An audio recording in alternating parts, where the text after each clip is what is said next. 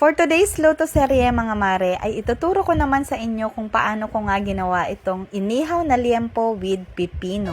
So dito nga mga mare ay iniihaw ko na nga itong liempo. Pasensya na talaga kayo dahil hindi ko na na-videohan yung pagtimpla ko dito. So tinimplahan ko nga lang ang liempo mga mare with liquid seasoning, soy sauce, pamintang pino at Sprite.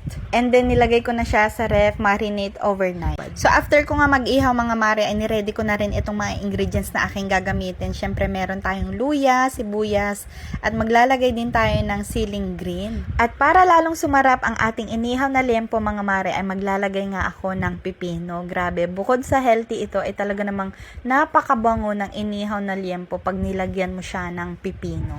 At after ko nga ma-ready yung mga ingredients na gagamitin ko mga mare ay syempre hiniwa-hiwa ko na nga rin itong liempo. So after ko nga hiwain yung liempo mga mare ay ready na nga itong timplahin, kaya naman nilagyan ko na nga ito ng sibuyas, luya at siling green. Pwede po natin yan pagsabay-sabayan na ilagay. And then after nyan ay naglagay nga rin ako dito ng salt, and then pagkatapos nyan ay sinunod ko na nga rin ilagay ang pamintang pino.